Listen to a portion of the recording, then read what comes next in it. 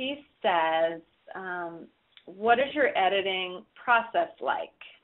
Do you find it best to write as soon after, this is a good question, as soon after the event as possible, or do you like giving your ideas some time to marinate before you shape or edit your post? Okay, that is a great question, Sarah. Thank you. Okay, I have a few different techniques. Here we go. The first one is sometimes I actually write a little bit about the event before I go. If I really feel clear about the angle that I want to cover, I kind of freestyle write something, kind of imagining who I'm going to speak with, what they might say, my opinion or feeling about something. So I just kind of give myself a very, very, very rough first draft before I attend. Again, I don't do this every time, but in some cases, this is one of my processes. So I'm giving you a few different of my processes. And to answer Sarah about the editing process, and do I find it best to write as soon after the event? Yes, I do find it best to write right after the event. It's when it's fresh and it's like the event is in my body. And I will say for myself, I write a lot from my physical body. That's kind of where I feel a lot of the information and the excitement. So I do write as soon after the event. In fact, yesterday morning I was on a phone call with the executive director of UN Women. She's over in Liberia right now, and she was meeting with the Ellen Sirleaf, the female president of Liberia. And anyway, it was a press call, and I originally wasn't thinking I would have time to write about the it wasn't an event that I attended, but it was a press call. Oops, let me make sure you're still there. Yeah. But I had so much energy around it that I went ahead and did it. So, yes, it's good to have time to answer the other part of your question about giving your ideas time to marinate before you shape, edit, or post. And what I would do for that, okay, so I do that sometimes too. I know I'm not being like giving you one specific answer because I honestly feel like each time it can be a little bit different. Sometimes what I'll do is I'll write right after the event,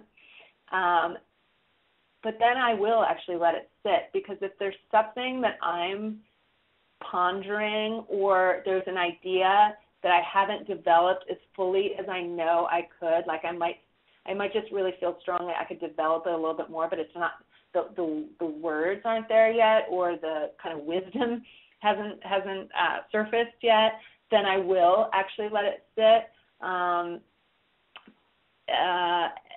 Again, if something is timely, if you're coming to an event that your readers, it would make sense for them to hear about it as soon as possible, then go for it. Write it right then. It sometimes doesn't make sense to attend an event and then report about it 2 weeks later. So, you'll use your judgment on that. Okay. The other piece about editing that I want to say is, after you've written your piece, if you have the luxury of giving it to that friend who I mentioned that you're going to direct it to, if she or he will read over it and give you feedback, that's a blessing. I highly advise that you always have someone read over your material and give you feedback. They do not have to be a professional editor. They do not have to be a writer. They just need to be someone who is naturally in your audience of interest. That feedback is so valuable. So that in my case, I have to say my editor is my husband, because he's a writer as well, and we both have home offices. So that we're great editors for one another, because we really understand what each other's working on. So in that case, I have that luxury. You might have a family member, a very good friend, a colleague. Definitely find that one person who you can trust, will be honest with you. It's a really important part of the process. Thank you, Sarah, for asking that one. Okay, so let's, what is my next slide here? Okay, that's the end one, but how to promote your blog. Okay, so I'm going to wait. Let's open it up, Patricia, the audio, to questions. And then, I had a final slide, which is about how to promote your blog. I thought someone might have a question about that, so we can get to that if that's interesting to people. But let's open up the audio right now and see what other questions people have, that we can get those answered. Okay, thank you, Tabby. So feel free, everyone, to you can take your phone off mute and ask a question to Tabby if you have one. So let's open this up to questions.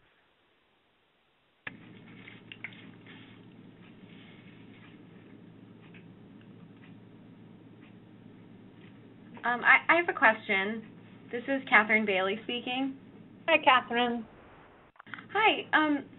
My question goes a little bit beyond the scope of today's post, but I often pick topics that are sort of maybe large, too big, and I was wondering if you have any tips for narrowing the focus a little bit. Yeah. First of all, I totally relate because, sometimes as women, or not just as women, but you might be a very holistic thinker, so there might be a lot to it. So in that case, I would think about breaking the blog into a few different blogs and choosing, say, the area, covers a lot of material. So I would try to divide it into 3 areas of your interest and see what it would be like writing 3 different blogs. Right. Does that make sense? Yes, it does. Thank you. Yeah, you're welcome. Because it's like my guess is, and from reading your writing, there's a lot of rich material you want to include, and you might feel like,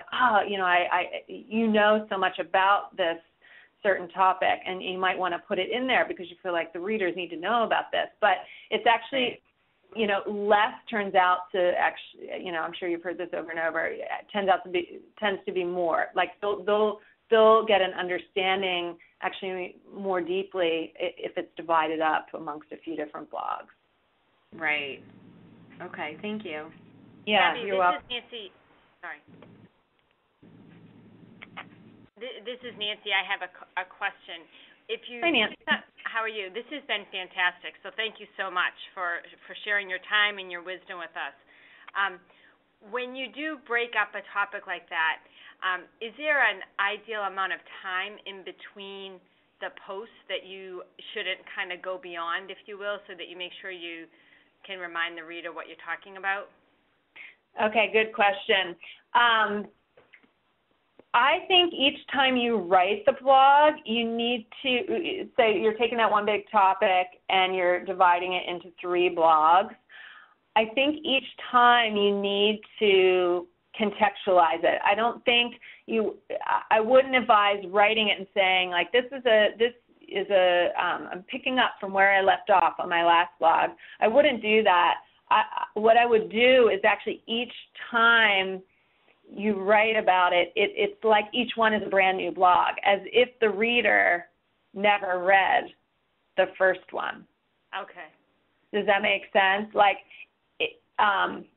because the fact is that's probably going to be the case. Some of the readers aren't going to read all of them. You know how it is. You know, people pop into one blog and, you know, skip 1 week and this and that. So you want to write each one as its own piece, even though it's all under the one larger topic. Okay. So they can each be standalone. Okay, gotcha. Thank you. Does that make sense? Yeah, perfect. Thank you. Yeah.